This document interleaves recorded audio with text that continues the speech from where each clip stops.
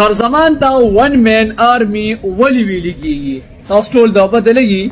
ون مین آرمی ورته زګه ویل کیږي چې دا په یوازې باندې د مخالف ټیم د باره کافي دی او بیګا چې کوم تاسو به لیدلی وي چې کله فخر زمان ولاړو د لسو اورونو نه پسو نو فخر زمان سره او وکټ پریوته فخر زمان اخر پورې ولاړو په یوازې باندې ټیم سکور چې کوم دی یو سل شپېتو د اورسو او ثابت کړه چې فخر زمان ون مین آرمی دی. فخر زمان چې کوم دی کله ولاړی